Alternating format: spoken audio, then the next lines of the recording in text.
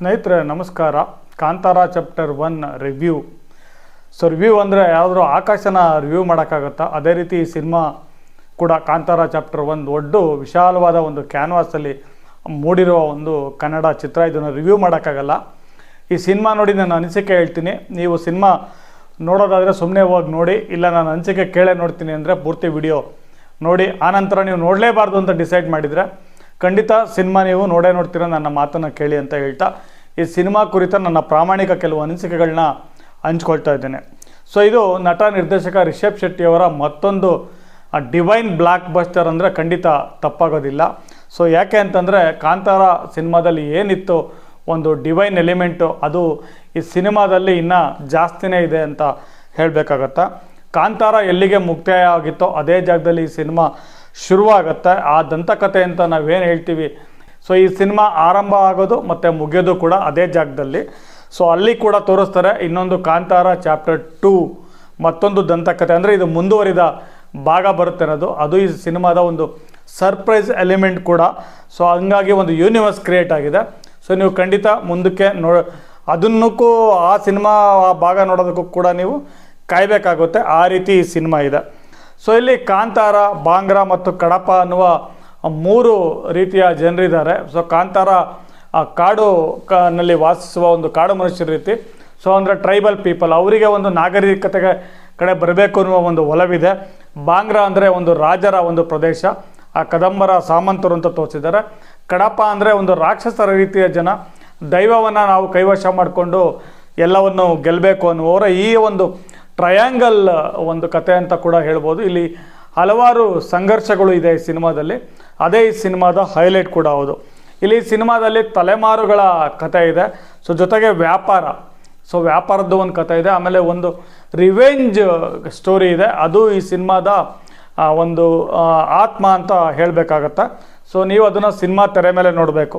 ಇಲ್ಲಿ ಒಂದು ಕಾಂತಾರ ಅನ್ನುವ ಒಂದು ಯೂನಿವರ್ಸ್ ಏನು ಕ್ರಿಯೇಟ್ ಮಾಡಿದ್ದಾರೆ ನಿರ್ದೇಶಕರಾದ ರಿಷಬ್ ಶೆಟ್ಟಿ ಅವರು, ಚಿತ್ರಕಥೆಯಲ್ಲಿ ತುಂಬ ಬದ್ಧತೆಯಿಂದ ಶ್ರದ್ಧೆ ವಹಿಸಿ ಮಾಡಿದ್ದಾರೆ. ಅವರು ಬೆರ್ಮೆ ಅನ್ನುವ ಒಂದು ಪಾತ್ರದಲ್ಲಿ ಅದನ್ನು ಆವಾಹಿಸಿಕೊಂಡು ಮಾಡಿದ್ದಾರೆ. ಧರ್ಮದ ಜಾಗದಲ್ಲಿ ಅಧರ್ಮ ತಲೆ ಎತ್ತಿದಾಗ ಮೊದಲಿಂದನೂ ಒಂದು ಪ್ರತೀತಿ ಇದೆ ನಮ್ಮಲ್ಲಿ, ಶಿವನ ಗಣಗಳು ಕಾಯ್ತವೆ, ಬಂದು ಪ್ರತ್ಯಕ್ಷವಾಗಿ ಇಲ್ಲಿ ಕಾಯ್ತವೆ ಅನ್ನೋದು. ಅದನ್ನು ಈ ಸಿನಿಮಾದಲ್ಲಿ ಅಳವಡಿಸ್ಕೊಂಡು ಮುಂದುವರಿಸಲಾಗಿದೆ. ಅದು ಕೂಡ ಈ ಸಿನಿಮಾದ ಹೈಲೈಟ್ ಅಂತ ಹೇಳ್ಬೋದು. ಇಲ್ಲಿ ದೈವ ಇದೆ, ಗುಳಿಗ ಇದೆ. ಹಲವಾರು ಗುಳಿಗನ ರೂಪಗಳನ್ನ ಈ ಸಿನಿಮಾದಲ್ಲಿ ತೋರಿಸಿದ್ದಾರೆ. ಈ ಒಂದು ನವರಸಗಳ ರೀತಿ ಅದನ್ನು ನೀವು ಭಾಳ ಚೆನ್ನಾಗಿ ಅರ್ಥ ಮಾಡ್ಕೊಬೋದು. ಆಮೇಲೆ ಬ್ರಹ್ಮ ರಾಕ್ಷಸ ಮತ್ತು ಶಿವನು ನೆಲೆಸಿದ್ದಾನೆ ಎನ್ನುವ ಪ್ರತೀತಿಗೆ ಒಂದು ಭಾಳ ಅದ್ಭುತವಾದ ಒಂದು ಇದನ್ನು ಕಥೆನ ಕೊಟ್ಟಿದ್ದಾರೆ. ನನಗೆ ಈ ಸಿನಿಮಾ ಟೋಟಲಿ ನೋಡಿದಾಗ ಅನಿಸಿದ್ದೇನೆಂದ್ರೆ, ಕನ್ನಡದ್ದೇ ಒಂದು ಹಾಲಿವುಡ್ ಸಿನಿಮಾ ನಾನು ಥಿಯೇಟ್ರ್ನಲ್ಲಿ ನೋಡ್ತಾ ಇದ್ದೀನಿ. ತುಮಕೂರು ಐನಾಕ್ಸಲ್ಲಿ ನೋಡಿದ್ದು ನಾನು. ಕನ್ನಡದ ಒಂದು ಹಾಲಿವುಡ್ ಸಿನಿಮಾನ ನೋಡ್ತಾ ಇದ್ದೀನಿ ಅನ್ನುವ ಒಂದು ಭಾವ ಸಿನಿಮಾದ ಆರಂಭದಿಂದ ಅಂತ್ಯದವರೆಗೂ ನನ್ನನ್ನು ಕಾಡ್ತು. ರಿಷಬ್ ಶೆಟ್ಟಿ ನಿರ್ದೇಶಕರಾಗಿ ಅಷ್ಟೇ ಅಲ್ಲ, ನಟನಾಗಿ ಕೂಡ ಈ ಸಿನಿಮಾದಲ್ಲಿ ಪೂರ್ತಿ ಇಡೀ ಸಿನಿಮಾದ ಒಂದು ಜೀವನೇ ಅವರು ಅಂತ ಹೇಳಬೇಕು. ಹಲವಾರು ಶೇಡ್ಗಳಲ್ಲಿ ಭಾಳ ಅದ್ಭುತವಾಗಿ ಅಭಿನಯಿಸಿದ್ದಾರೆ ನಟ ರಿಷಬ್ ಶೆಟ್ಟಿ ಅವ್ರಿಗೆ ಹ್ಯಾಟ್ಸ್ ಆಫ್ ಹೇಳಬೇಕು. ಈ ಸಿನಿಮಾದಲ್ಲಿ ಸರ್ಪ್ರೈಸ್ ಮೇಲೆ ಸರ್ಪ್ರೈಸ್ ಇದೆ ನಿಮಗೆ. ಆಮೇಲೆ ಇದರಲ್ಲಿ ನಟಿಸಿರೋ ಎಲ್ಲರೂ, ರಿಷಬ್ ಅವರು, ರುಕ್ಮಿಣಿ ವಸಂತ್ ಅವರು, ಗುಲ್ಶನ್ ದೇವಯ್ಯ, ಇವರು ಬಾಲಿವುಡ್ನವರು ಅಂತ. ಇದಕ್ಕಿಂತ ಬೇರೆ ಯಾರಾದರೂ ತರ್ಬೋದಿತ್ತ, ಬಟ್ ಅವರು ಕೂಡ ಭ್ರಮೆ ಇದೆಲ್ಲ ಕೆಲವು ಡೈಲಾಗ್ಗಳಲ್ಲಿ ಭಾಳ ಚೆನ್ನಾಗಿ ಆ್ಯಕ್ಟ್ ಮಾಡಿದ್ದಾರೆ. ಆಮೇಲೆ ಜೈರಾಮ್ ಸುಬ್ರಹ್ಮಣ್ಯಂ ಅಂತ ಮಹಾರಾಜನ್ ರೋಲ್ ಮಾಡಿರೋರು. ಮತ್ತು ಸಾವಿರಾರು ಕಲಾವಿದರು ಈ ಸಿನಿಮಾದಲ್ಲಿ ಎಷ್ಟು ಜನ ಆ್ಯಕ್ಟ್ ಮಾಡಿದ್ದಾರೆ ಅಂತ ನಾವು ಕೌಂಟ್ ಮಾಡೋಕ್ಕಾಗಲ್ಲ ಅನ್ನೋ ಒಂದು ದಂತಕಥೆನೇ ಶುರುವಾಗ್ಬಿಟ್ಟಿದೆ. ಅಷ್ಟು ಜನ ಈ ಸಿನಿಮಾದಲ್ಲಿ ಆ್ಯಕ್ಟ್ ಮಾಡ್ತಿದ್ದಾರೆ. ರಾಕೇಶು, ತುಮ್ಮಿನಾಡ್ ಅವರೆಲ್ಲ ಈ ಸಿನಿಮಾದಲ್ಲಿ ಇದ್ದಾರೆ. ಈ ಟೋಟಲಿ ಸಿನಿಮಾ ಟೀಮ್ ವರ್ಕ್ ಏನಿದೆ, ಸಂಗೀತ, ಸಾಹಸ, ಆ್ಯಕ್ಷನ್, ಸಂಗೀತ, ಸಿನಿಮಾಟೋಗ್ರಫಿ, 3 ಎಲಿಮೆಂಟ್ಸು ಭಾಳ ನಿಮಗೆ ಎಷ್ಟು ಶ್ರದ್ಧೆಯಿಂದ ಮಾಡಿದ್ದಾರೆ ಅನ್ನೋದು ಸಿನಿಮಾ ನೋಡಬೇಕಾದ್ರೆ ನೀವೊಂದು ಸಿನಿಮಾಟಿಕ್ ಎಕ್ಸ್ಪೀರಿಯೆನ್ಸ್ ನಿಮಗೆ ಭಾಳ ಫೀಲ್ ಕೊಡುತ್ತೆ. ಒಂದು ಅದ್ಭುತ ಅನುಭೂತಿ ಈ ಸಿನಿಮಾ ನೋಡೋದ್ರ ಮೂಲಕ ನನಗಂತೂ ಸಿಕ್ತು. 3 ವರ್ಷಗಳಾಗಿದೆ ಕಾಂತಾರ ಮೊದಲನೇದು ಬಂದು, ಇದು ಎರಡನೇದಂದರೆ ಸೀಕ್ವೆಲ್ ಬಂದು.